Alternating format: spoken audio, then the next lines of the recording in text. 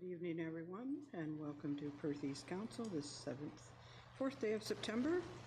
I'd like to call our meeting to order. If everyone could please bow their head for a moment of reflection.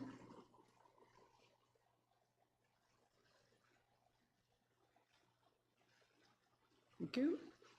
I need a motion to confirm the agenda.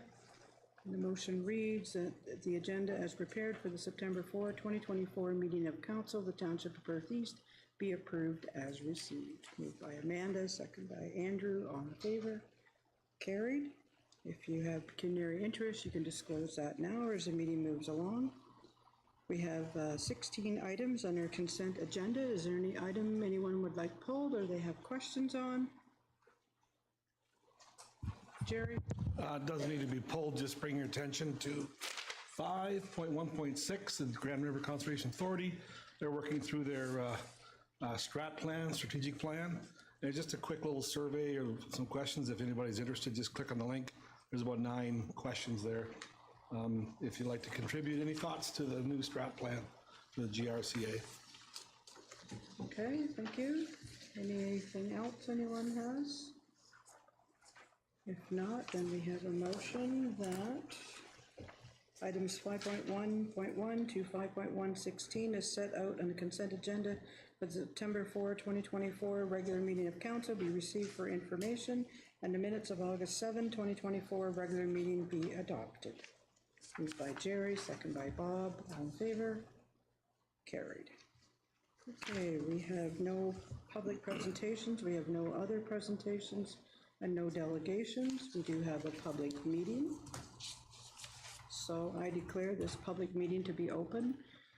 This public meeting is being held to consider proposed zoning bylaw amendment affecting property currently owned by 2497505 Ontario Inc., Murray McTavish, Plan 331, Lot 8, Lot 17, Part Lot, and 9, Part Lot 16 as RP 44R443, Part 2.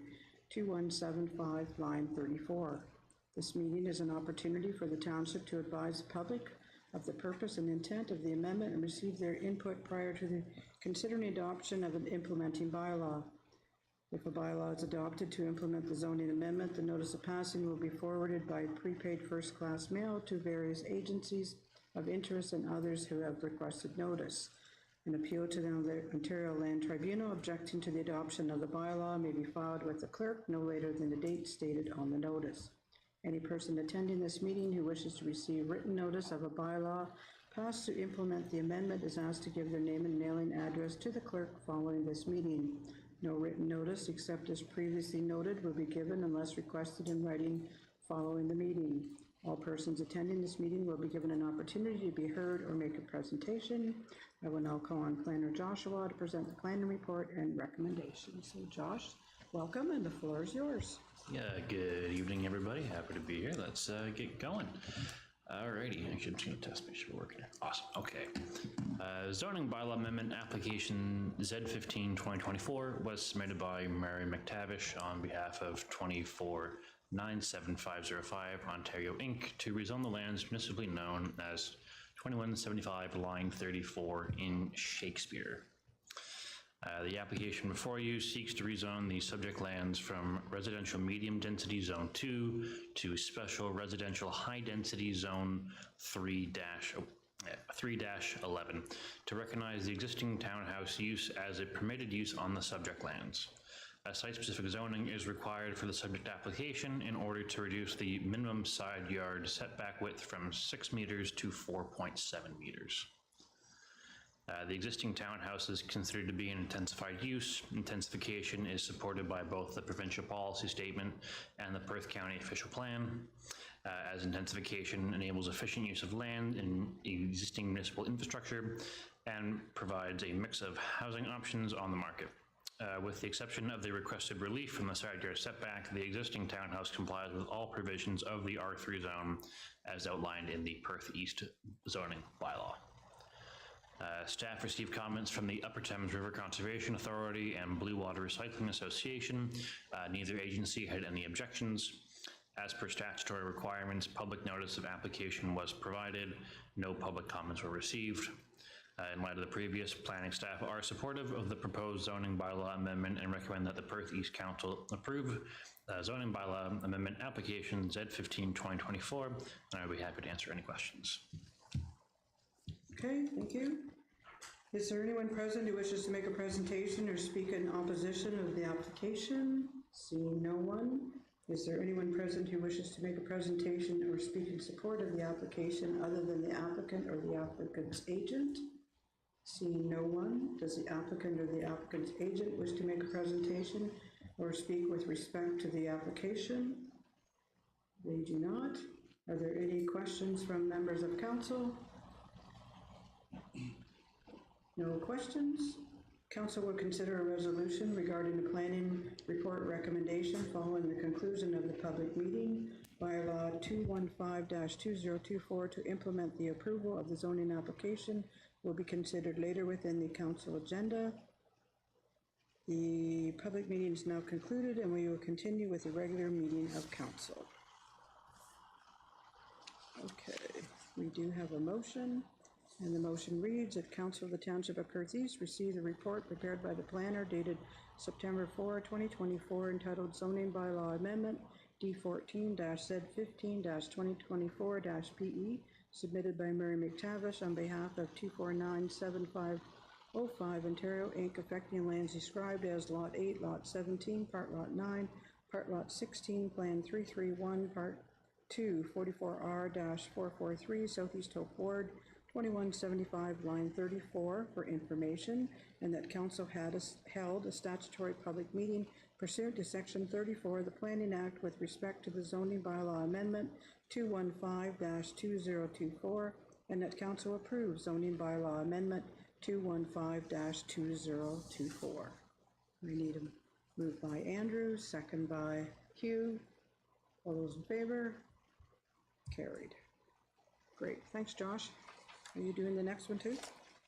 I might happen to be. Planning, consent to sever application by Witzel Dice Engineering on behalf of Smirk Inc., which is Percon Development. So Josh, the floor is yours. Alrighty. Consent to sever application B31-2024 was submitted by Witzel Dice Engineering Inc. on behalf of Smirk Inc. to sever the lands municipally known as 4672 Hawthorne Court. The subject lands are situated within the area subject to Minister's Zoning Order, Ontario Regulation 783-21. Due to the decision rendered by the Minister, the subject lands are considered to be an employment area. The proposed severance aligns with the province's stated goals within employment areas by providing a compact development with a mix of different employment types. Currently, the subject lands are designated as agricultural in the Perth County Official Plan. However, the Planning Act does not require a Minister's Zoning Order to be consistent with an official plan. It should be noted that the current draft official plan has changed designation of the subject lands to village in order to reflect the changes made by the Minister. Both the severed and retained lands will remain zoned as special industrial zone as outlined by the Minister. Staff received comments from Bell Canada and Hydro One. Neither agency had any objections. As per statutory requirements, public notice of application was provided. No comments were received. In light of the previous, planning staff are supportive of the proposed severance and recommend that the Perth East Council approve consent to sever application B31-2024. And I'd be happy to answer any questions. Okay, thank you. Any questions of the report? No? Okay, then we have a motion that Council of the Township of Perth East receive the report prepared by the planner dated September 4, 2024, entitled Consent to Sever Application B31-24, submitted by Whitesell Dice Engineering Inc. on behalf of Smirk Inc., which is Percon Developments Inc., for lands described as Plan 44M-99, Lot 1, Mornington Ward, Township of Perth East, 4672 Hawthorne Court, for information. And the council advised the Land Division Committee or its delegated authority that the Township of Perth East supports application file B31-2024, B31-24, subject to the following conditions. And there are 7 conditions for Perth East. I'll give you the condensed form here. Number 1, that all taxes are paid in full. Number 2, that all financial requirements have been met. Number 3, that required cash in lieu of parkland dedication fee has been paid for each new severed lot. 4, confirmation that the apportionment schedule for municipal drains in the area reviewed and updated. 5, that severed and retained lots each have an assigned separate municipal address and sign. 6, road access to the severed retained parcels are to their satisfaction. And 7, that the owner developer enter into a development agreement with the Township of Perth East, and the terms of the agreement be satisfactory to Perth East, but not limited to A provision for connection to potable water services, sanitary storm sewage systems. B, financial securities and requirements for connection to municipal water and sanitary. And C, a requirement for entrances. And then Perth County has 2 conditions. 1, that the confirmation be received from a solicitor, that the certificate of the official be scanned and attached to the electronic registration of the transfer. And the second one, that the Land Division Committee be provided with a description that is consistent with the application and equal to that required for registration of the deed/transfer or other conveyance of interest in the land. Okay, any questions, comments? If not, we need a mover. Moved by Jerry, second by Hugh. All in favor? Carried. Thanks, Josh. Thank you all. Have a great night. You too. Hope you have a good night. Okay, we have no reports from CAO. Clerk, first one is our meeting schedule for 2025. Ashley, the floor is yours. Okay, thanks, Mayor Eggetz. So before you use the draft schedule for the budget and council meetings for 2025. So you'll note in the report there's 4 months where there's a recommended change to the second Tuesdays of the month, and then in April it would be the second and fourth Tuesdays of the month, just due to the Good Roads Conference. Other than that, it's straightforward as other years, but if there's any questions, I can answer those. Okay, any questions of the report? No? Okay, so we have a motion that says that the Council of the Township of Perth East receive the report prepared by the Manager of Legislative Services / Municipal Clerk and Deputy Clerk dated September 4, 2024, entitled 2025 Meeting Schedule for Regular Meetings of Council and Budget Advisory Committee, CLE-2024-16 for information, and further that the 2025 schedule for the regular meetings of Council and the Budget Advisory Committee be approved as outlined in Schedule A. And Schedule A shows the different dates and times for our meetings. Mover and seconder, moved by Bob, second by Amanda. All in favor? Carried.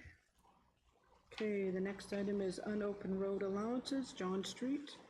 Eric, the floor is yours. Yes, thank you. This report is a follow-up from the March 19th, 2024 report. As council may remember, council voted in favor to close and ultimately sell the unopened road allowance known as John Street. So we finally reached the point where we can authorize the sale of the land, and our lawyer has been in touch with both the parties interested, and they're both agreeable to the sale of land. So we're just looking for an endorsement on that.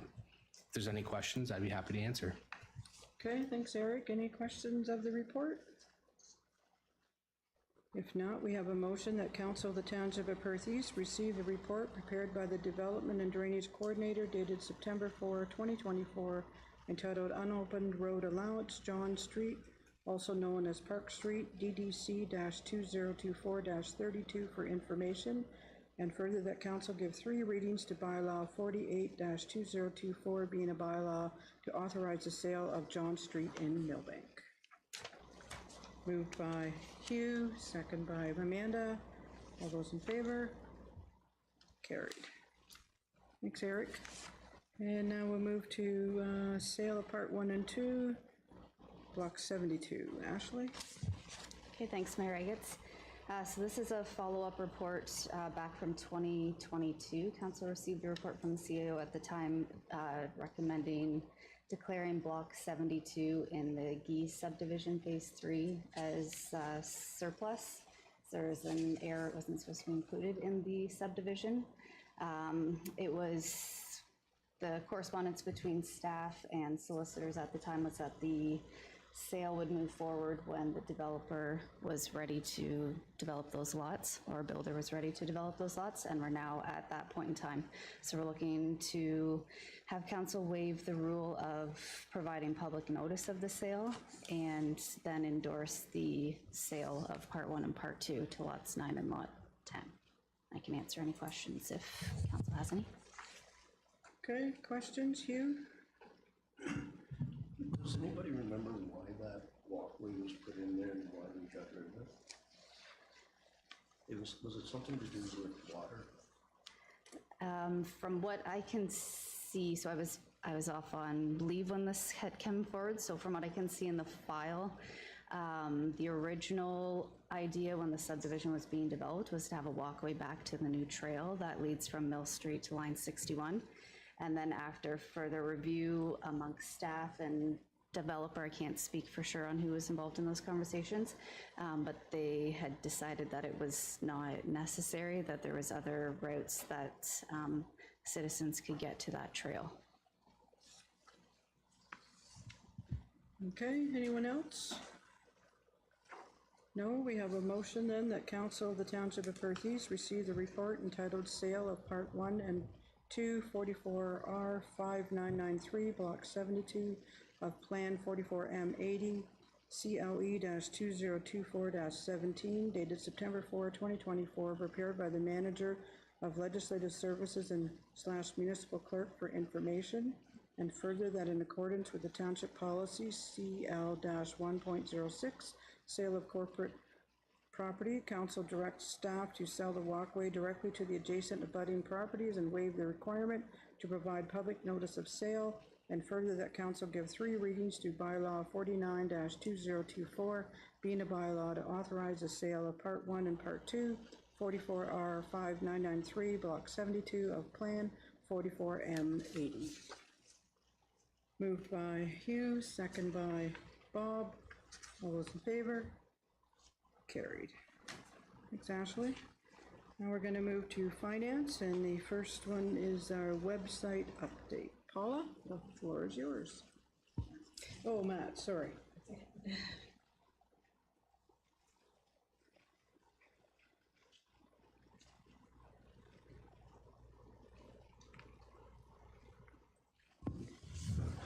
Good evening, Council. My report here is about our website. Our current provider has indicated that they are going to be ending life with the current platform, and as such has provided us with a quote. Because of that, we've run out, got a few other quotes, and we are recommending going with Cryo Dragon to redo our website. I can answer any questions or concerns. Okay, questions of the report? Amanda? Just out of curiosity, the provider that you're recommending council go with, have you had experience with their work before? And do they have other municipal clients? They do not have other municipal clients, but they do have other organizations. And I've never had experience with them prior. Jerry? Yeah, I guess it's time for an update. Looking at other municipalities around us, other townships, it looks like a lot of them have used the prior, like a company we're using now. Correct. So it was kind of nice to have kind of the same platform. You go to other townships' websites, kind of see the layout the same. But this sounds like this is going to be totally separate. We're going to be on our own. It's going to be Perth East, and we won't see those similarities unless the other townships go to this company. Is that correct? By going with this company, it's going to be built on an open source platform, so we can have full control over the design, so we can make it look very similar, but it will be a little bit different. Now, going from the current platform that our current provider has to their new platform, it will also change as well. Okay, Amanda? Just one other question just sort of got me thinking in terms of the, will there be another report to come to council regarding, like, cause I think like user experience, all that kind of stuff, like, are we gonna be involved at all? Like, or get your suggestions on what it would look like? Cause it is very public facing. Like, is there any plans, or what are your thoughts around that? Well, my thought was to get it done this year, but prior to next year because of the costs, and because it's currently we're paying about $10,000 a year for the current website, and with the re-implementation, it will be another around $10,000 with the current provider. So the idea was just to get it moved over to a new platform and have it as similar as it is now and cleaned up, get rid of the old files that don't need to be there. Okay, so it would just be literally moving it over, and then at another point, we will look at revamping it. Is that correct? Correct. Okay, so we will hear about this again. Yep. Okay, Yeah, the design will look a little different just because it's a different platform, but be very similar. okay. Okay. All right. If no more questions, we have a motion then that Council of the Township of Perth East receive the report prepared by the Technology Systems Administrator and Manager of Financial Services / Treasurer dated September 4, 2024, entitled Website Update FIN-2024-16 for information, and further that Council authorize the redesign and implementation of a new township website be completed by Cry Dragon in the amount of $17,200 before HST to be funded from the Information Technology Reserve. Do we have a mover and a seconder? Moved by Andrew, second by Jerry. All those in favor? Carried. Thanks, Matthew. Okay, then we're going to go to 2023 year-end analysis. Paula. Thank you, Mayor Agates. So before council, the previous meeting, the 2023 audited financial statements were presented by the auditors, and those statements contained a cash surplus of $86,109. And this report here is just requesting an allocation to the reserves of that $86,109, and we're requesting that $38,083 be allocated to the winter control reserve, and the remaining $48,026 be allocated to the general contingency reserve. And these reserves, the winter control reserve was chosen due to, during the budget visioning meeting, council had noted that they wanted to see this reserve increase because of the significant winter events that are occurring now. And this will bring that reserve balance up to the targeted balance per the reserve policy, and that'll be $98,083. And that's my report. If there's any further questions, I'd be happy to answer them. Okay, thanks, Paula. Questions of the report? No questions, okay. So we have a motion that Council of the Township of Perth East receive the report prepared by the Manager of Financial Services / Treasurer dated September 4, 2024, entitled 2023 Year-End Analysis FIN-2024-17 for information, and further that the 2023 cash surplus be transferred to the Winter Control Reserve in the amount of $38,083 and the General Contingency Reserve in the amount of $48,026. Moved by Hugh, second by Bob. All in favor? Carried. Okay, and then we're going to go to Consumer Price Index. Paula? Okay, thank you. We're gearing up for the 2025 budget, and the first step is the Consumer Price Index so that we can roll the salary plan over and establish the starting point for the 2025 budget. So the Consumer Price Index, the average from July 2023 to June 2024 equates to a 3.13%. And that is what we're suggesting to be rolled over. The draft grids have been included with the report for 2025 using that 3.13%. And this is a base that'll be started for the 2025 budget line items.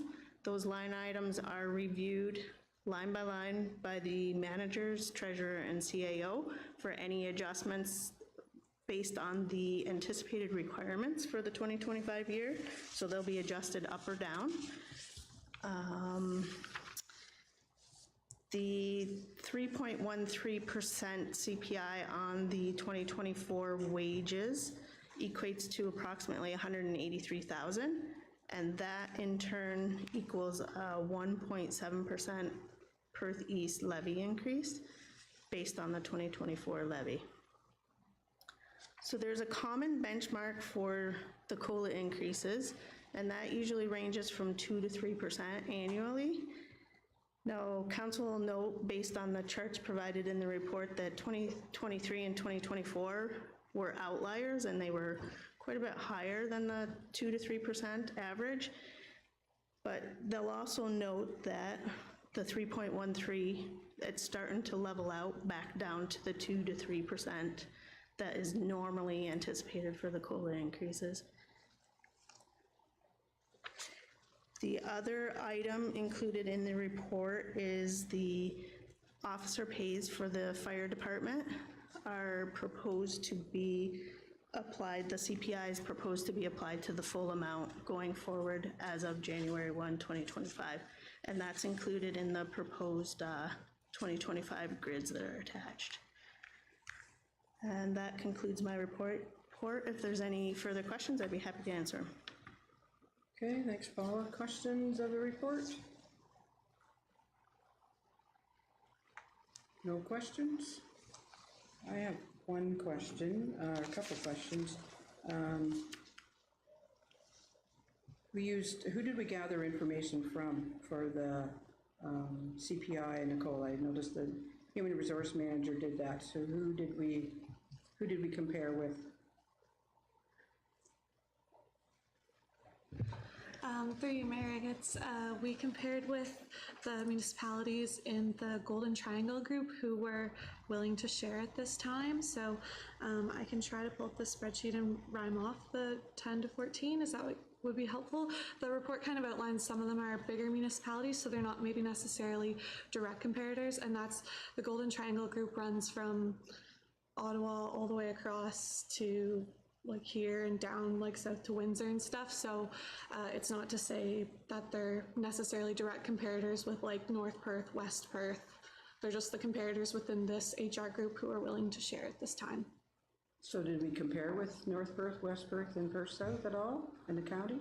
Or just the Golden Triangle people? Just the Golden Triangle people. I believe Paula's report captures the same way that North Perth, West Perth, like the surrounding municipalities do it, but maybe you can comment on the F1.06 policy. Yeah. So back in 2022, before the 2023 budget, we changed the process for the CPI to agree with the county and the other lower tiers by averaging the July to June of the current year CPI. And that's what we use as a starting point. Now, I do have the spreadsheet up, not to step on the human resources toes, but there was some of the municipalities that were included. I'm just trying to see some of the, like Bruce County, Dufferin County, there was Kitchener, Lambton Shores, Middlesex Center, Orangeville, St. Thomas, Strathroy, Caradoc, Tillsonburg, Waterloo, Woolwich, and that's about the extent of the ones, the 14. Amanda? Sorry, just so I understand, the HR group, is this like a group that you like regularly like share information with and that sort of thing? Like, was there effort made, because like we're obviously a really small municipality compared to some of them. There's a few that are like a bit closer in there, but like did we like try to reach out to some of the ones that are like a little bit similar in size, or like just maybe share some more insight into the group, because like I don't think council really knows how like that relationship is. Like if you could share some insight on that, that would be great. Yeah, for sure, Councillor Brownhagen. So I attend quarterly meetings with this group, and we go over different things like policies, different things like wages, percentages and stuff. So it's just a group that tries to bounce ideas off of each other so that we're not reinventing the wheel when it comes to policies and stuff like that, as well as trying to make sure that we're competitive when it comes to things like wages.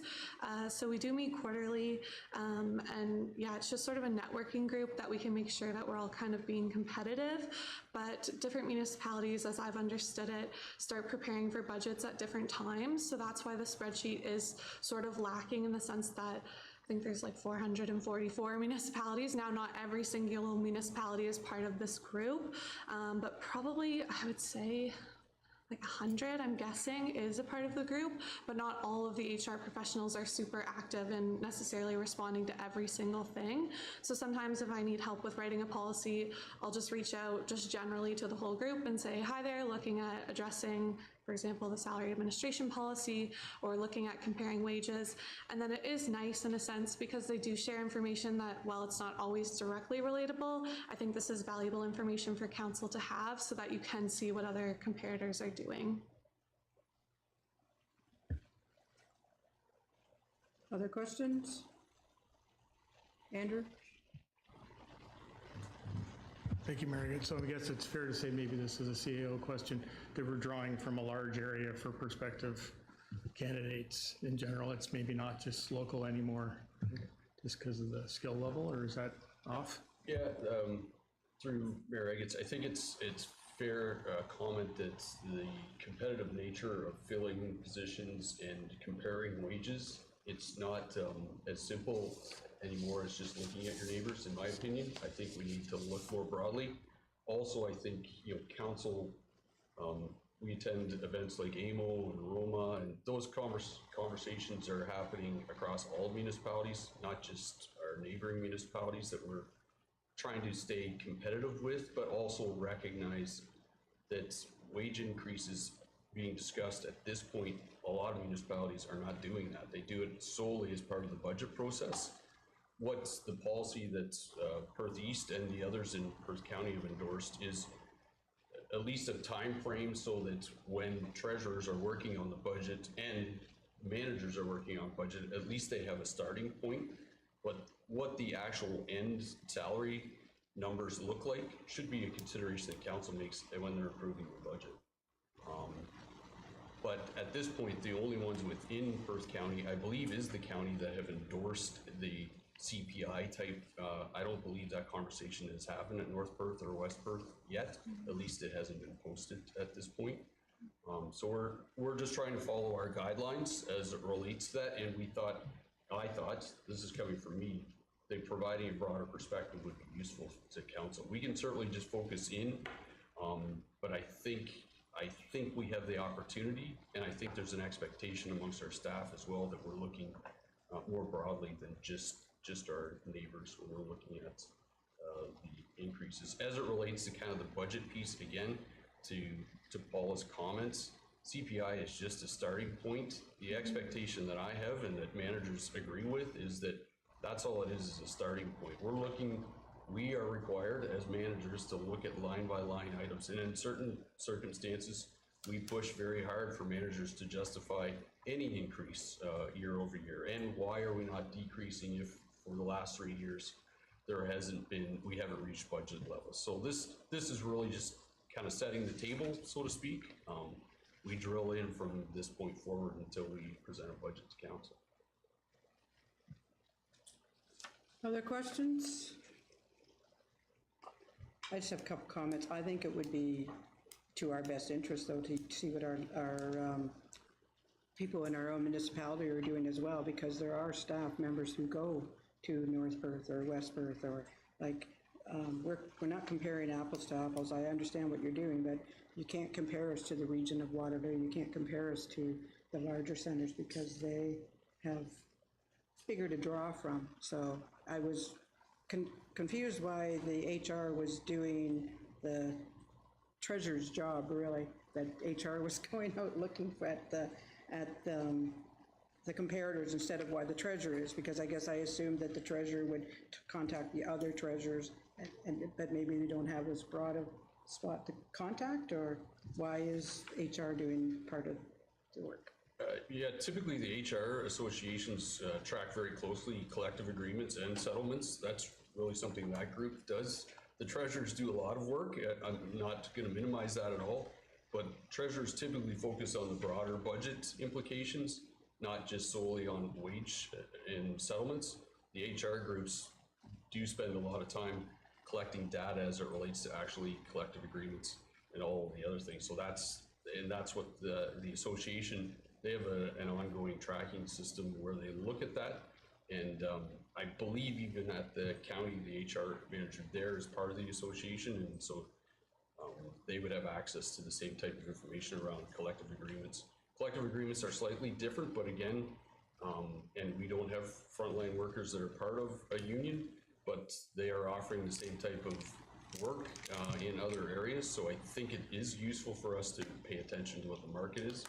And there was a lot of feedback at the last budget that, you know, we're trying to approve a budget for a municipality, but we're also trying to be reflective of what's happening in the market around us that's not municipal. We have, you know, people, residents and businesses in our community that are dealing with the same things that we're dealing with. So we're trying to be as thoughtful about what numbers we present to council as we can. And I'm a believer that more data is better, but certainly I don't want to muddy the waters. Okay, anyone else? I don't mind us going out, but I still think we need to have some of our locals in there too somehow. Okay, no more questions, and we have a motion that Council of the Township of Perth East receives a report prepared by the Manager of Financial Services / Treasurer dated September 4, 2024, entitled Consumer Price Index and 2025 Job Rate / Salary Grid for Information, and that the Consumer Price Index CPI rate of 3.13 as averaged from July 2023 to June 2024 be used as the base budget benchmark as outlined under Perth East Budget and Control Policy FL-1.06, and that the 2025 adjustment of the Township of Perth East pay grid be 3.13 effective January 1, 2025. And then we have 3 bullets, all full-time and part-time salary and hourly wages, including seasonal and casual, 2 council annual honorarium and peer diem rates, and 3 volunteer firefighting on-call hourly rate, training rate, practice rate, office pay, and mutual aid meeting rate. Okay, I need a mover and a seconder. Moved by Amanda, second by Hugh. All in favor? Carried. Okay, thanks, Paula. We'll move to Public Works now. We have the Shakespeare Water Main Extension. Jake? Thanks, Mayor Eggets. The report tonight is in response to a previous council meeting around the extension of a water main. There was a request made by a resident. But prior to getting into detail on that particular request, I thought as part of this report it might be a suitable time to discuss extensions of water mains in Shakespeare, specifically from a development standpoint. Over the past few years or several years, there's been a bit of inconsistency around water servicing requirements for small-scale development.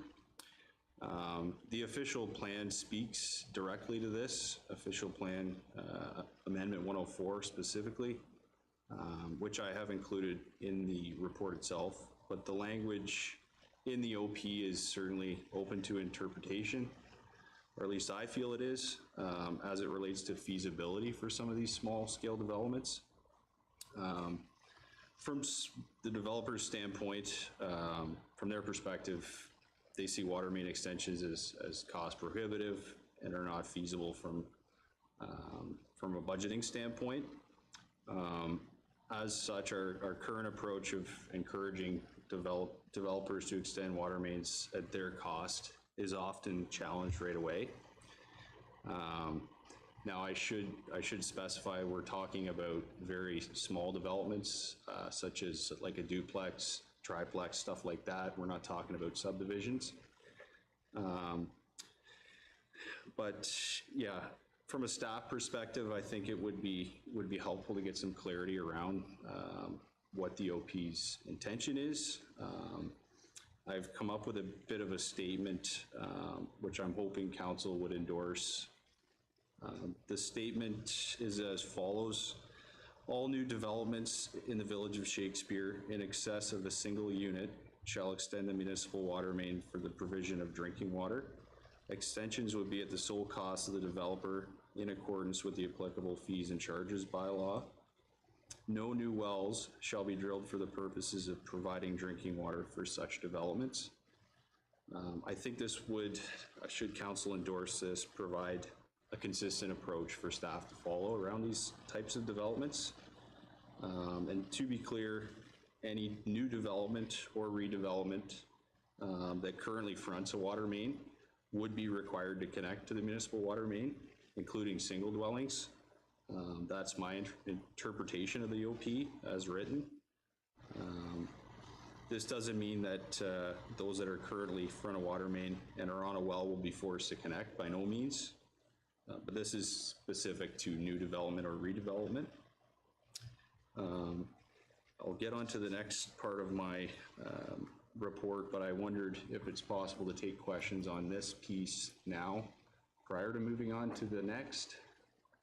Not sure your thoughts, or if you prefer, I can carry on. No, questions, Jerry? No, just a comment.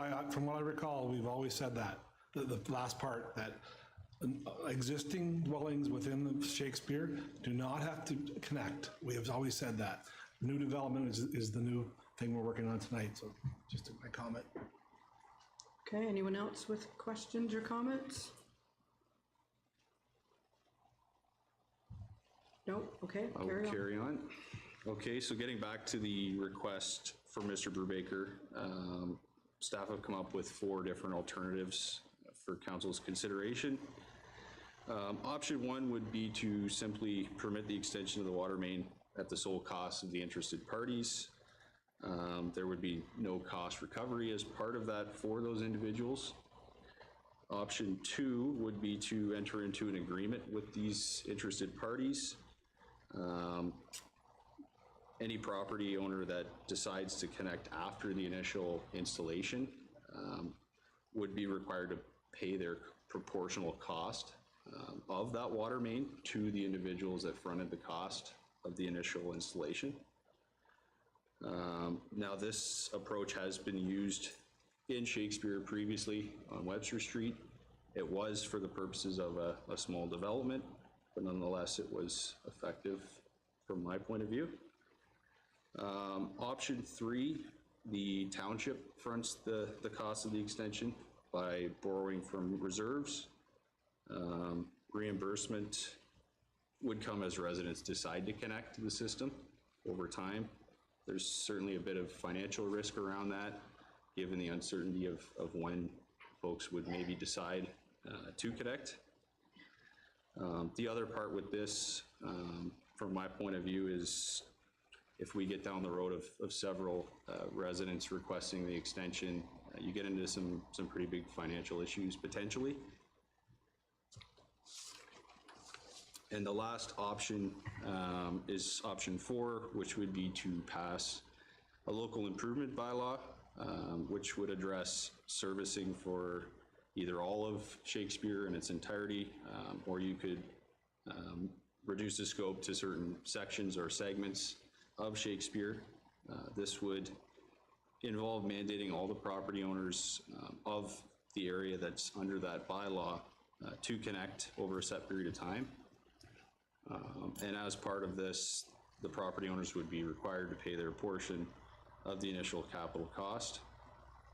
This process, I'm sure, as you can all understand, can get very time consuming and is politically challenging.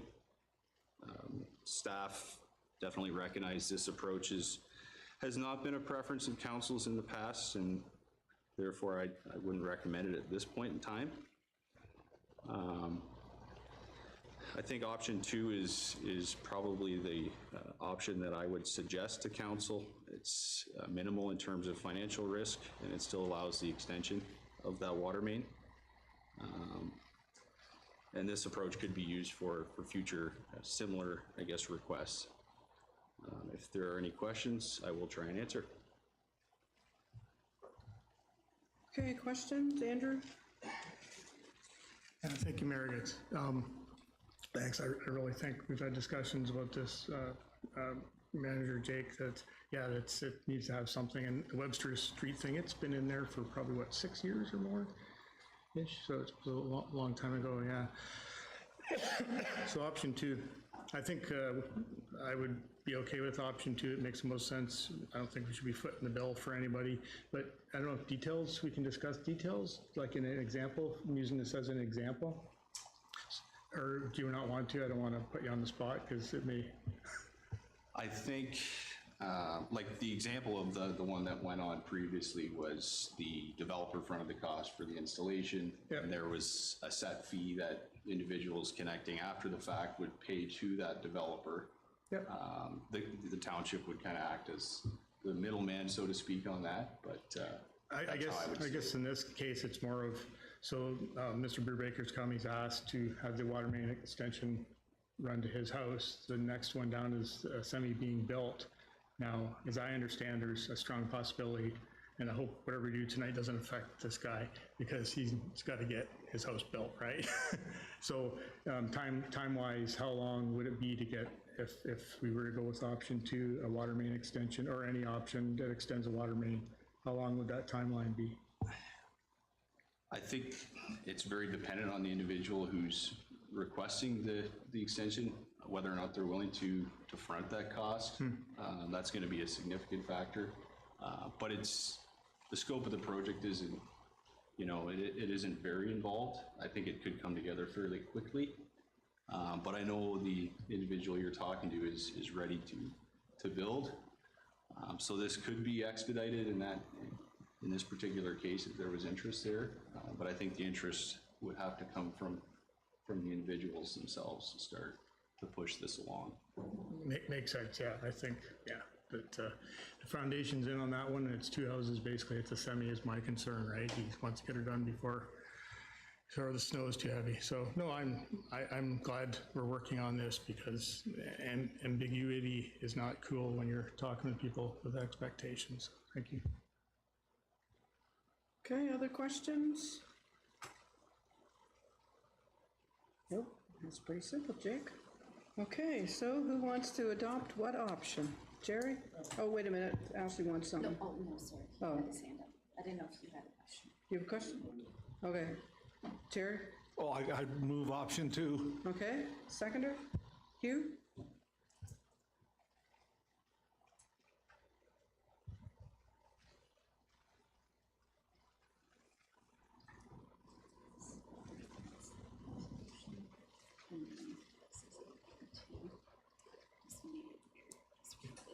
Okay.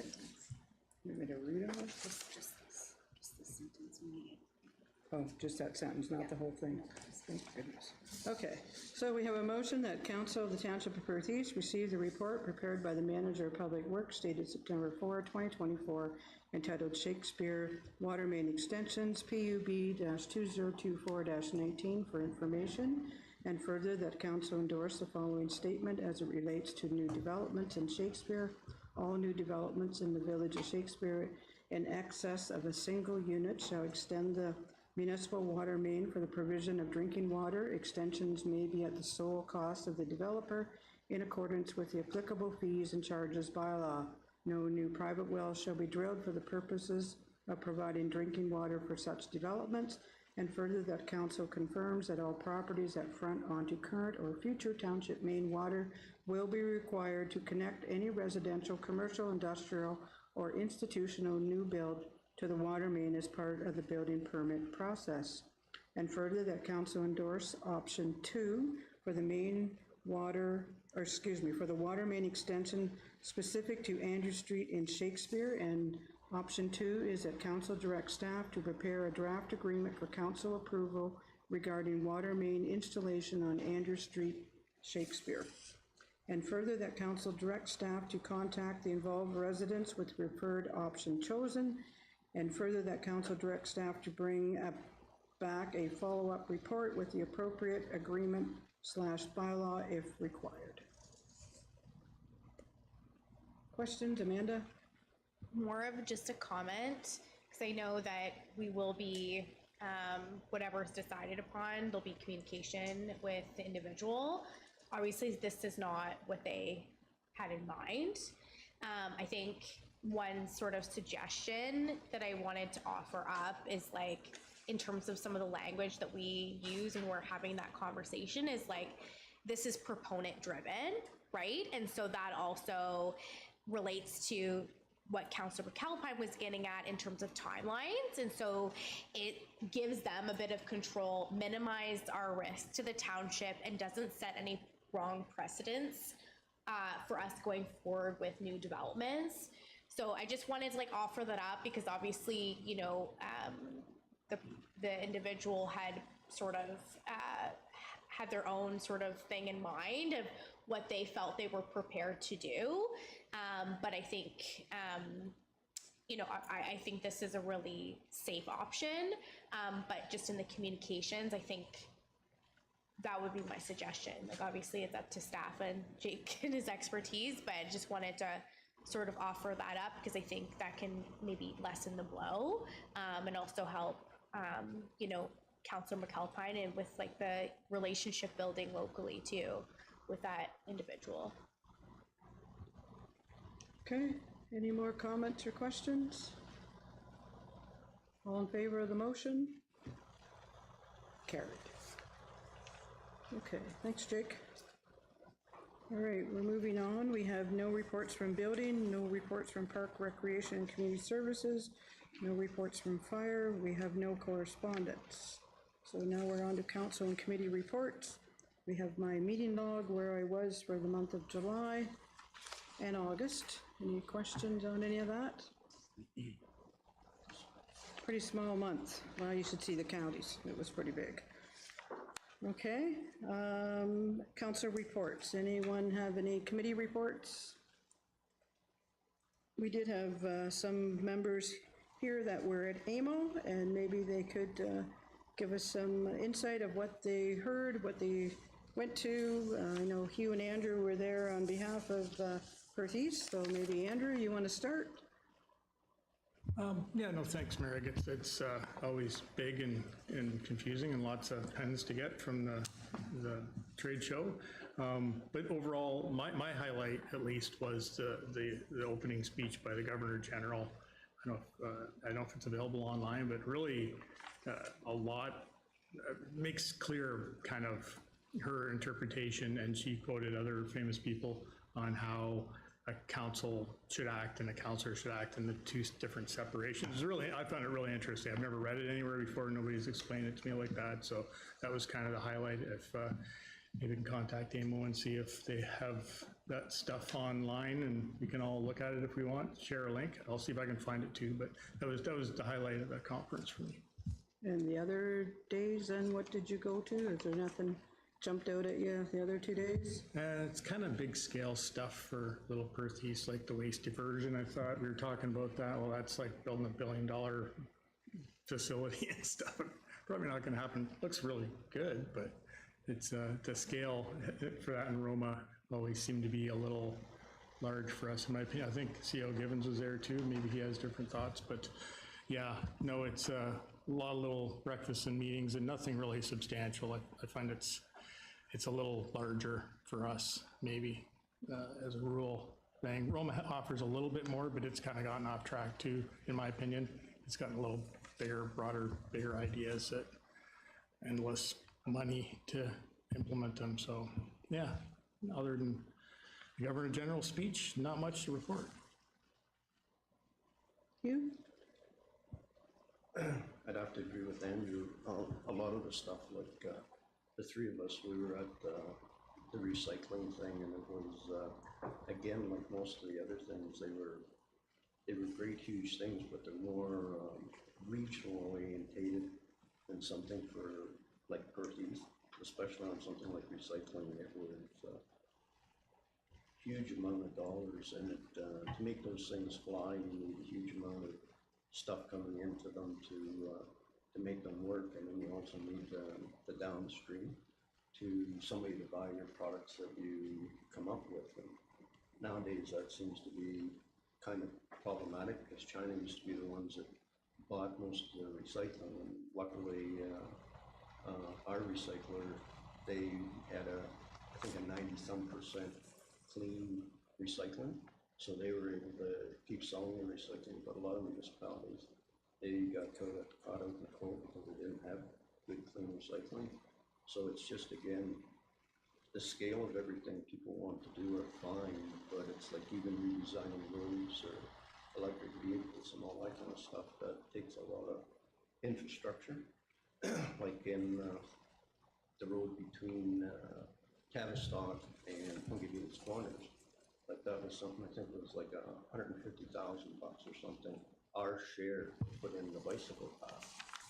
So anything that these people come up with, like, you know, people to bicycle or do anything else, it's going to take a huge amount of money for maybe the amount of use that things would get. Okay, Jerry and I were there too. Jerry and I went through the county. I don't know if there's anything, Jerry, you want to? Yeah, I'm sure. Quickly, there was a number of things that would affect Perth East. The Lieutenant Governor of Ontario was very interesting. The new provincial policy statement was unraveled, presented. It comes into effect October 20th. I know the county's staff's looking at it. It sounds like there's not much to change on the OP draft. The Community Safety and Wellbeing Plan, I attended one of those little seminars, and we've noticed that ours is done in 2024. There's some communities that haven't even got it done yet, but we maybe should get at the reviewing ours, and that's with the county and, the lower tiers in Stratford and St. Mary's. Should add that to our to-do list. Ford spoke, some new portal, web portal for if you want to input your industrial and commercial properties that are available. People can look at that. All three, the other party leaders spoke. Strengthening public health was another one. Obviously the mental health issues, the homelessness issue. OMERS, they had a pretty cool little presentation. It was short. It's some interesting numbers. There's 626,000 members of OMERS. They've got $133 billion in assets, and they pay out $6 billion a year in pension through their payroll system. Minister Jones spoke about the banning the drug consumption sites within 200 meters of schools. King Surma, the Minister of Infrastructure, she basically announced infrastructure programs that were already announced. A learning lunch I attended was with Lake Erie Green Powder, turning your garbage into jet fuel. So I asked if they could take our current garbage, and they thought that would be interesting. Enbridge hosted a nice little event. Obviously, I talked to them about expansion to Millbank, and it's on the distant horizon, so nothing there. Ministers Forum, the Bear Pit, it's always kind of interesting. There was like 32 ministries that represented. One of the biggest things was the Municipal Code of Conduct. The Minister of Municipal Affairs, Paul Calandra, said they want to get it right. So, but it's coming soon. It's coming. I thought it was very interesting. Always nice to connect with colleagues and meet new colleagues. So it was very interesting. I certainly enjoyed it. Again, that was through the county. Thank you. Right, and I was there as well. I thought there was many things that pertain to Perth East as we went through the 3 days and the different things I attended, like the Ontario Power Generation. They talked about that we need more power. They're quite aware that we need more grid to accommodate the EVs and all the different things that are coming down the pipes, and they want us to be more welcoming, and I have a little hard time with that we're going to allow windmills to come in or these big power things, but that's one of the things that they told us. I went to the long-term care. We learned about the one municipality, they have what they call a hub for their long-term care, and it's working very well, and they'd like to see that expanded throughout the municipalities. As Jerry said, the PPS, we waited, I think, to the last day before that finally came out, what was happening there. I went to the Lifestyle and Look of Rec Infrastructure. They had some great speakers there. Wintario is no more. That's how we all got the facilities we have now, and they're all aged. They're all have to be replaced, and Wintario's not there to do it. So they talked about the difficulties that we're all going to have in our local municipalities, how we're going to Sorry, Becky, to give you the bad news, how we're going to find the money to fix our recreation and do all that, because the government grants are no longer there. We had a great speaker. He paced around the stage. I've never seen a speaker do that. He talked about IT and how the IT all works within the municipalities and what we all have. And the last day, the thing that really struck me the most, they had panel groups of people at the front, and the one lady stood up and said, "Our roads are not built for the new EV cars that are coming out. So we are not up to standards. We're not even close to being up to standards."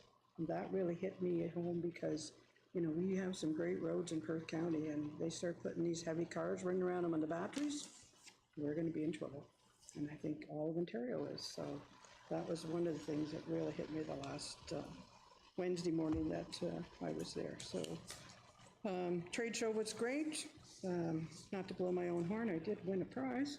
So, it was threw my card in, everything. Mind you, I'm getting 1,000 emails now too from all these people, but yeah, that's right. You be careful where you put your card, but anyway, so it was interesting.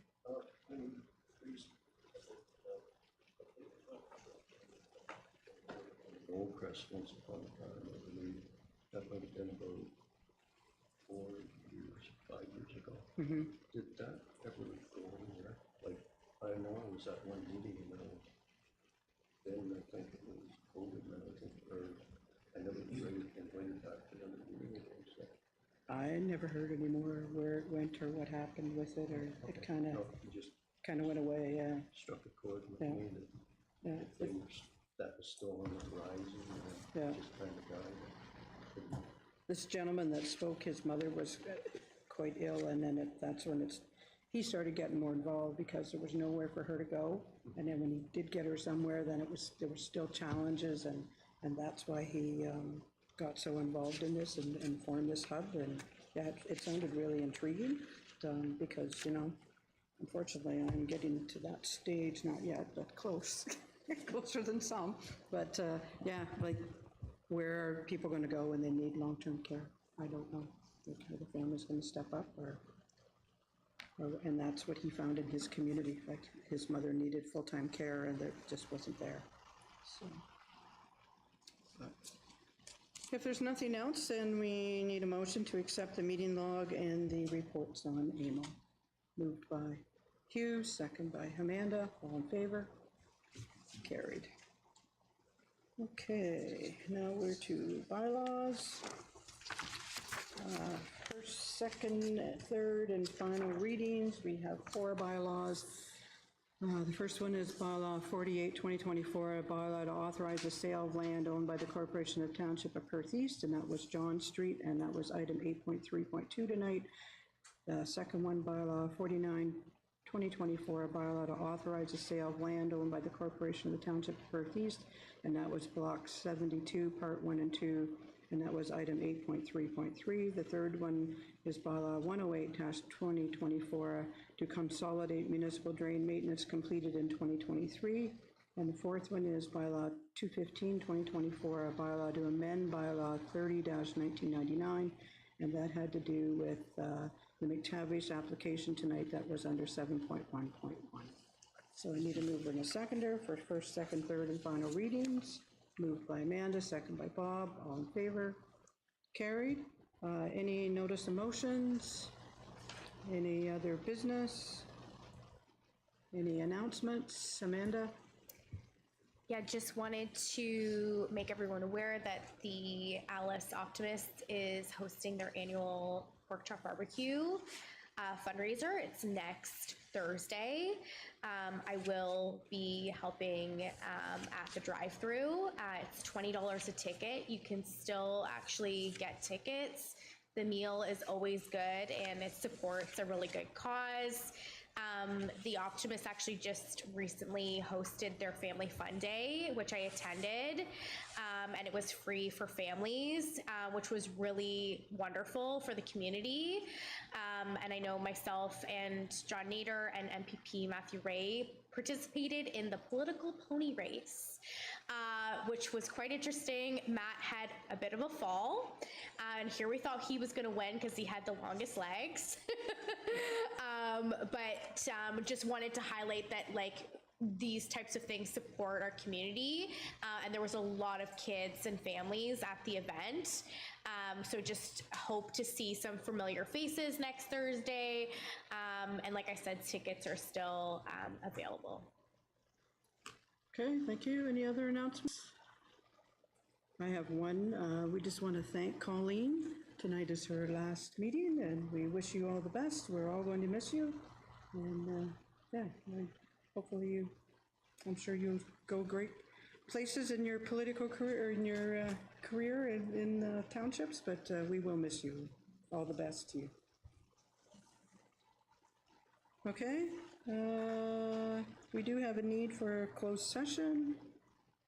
We're going into that first. We have a motion that the regular meeting of council of the Township of Perth East be temporarily adjourned at 8:05 p.m. to permit the holding of a meeting in closed session for the purpose of personal matters about an identifiable individual, including municipal or local board employees, HR matters, and litigation or potential litigation, including matters before administrative tribunals affecting the municipal or local board legal update. Moved by Jerry, seconded by Amanda. All in favor? Carried. So thanks, everyone. Have a great night. Enjoy the rest of your evening.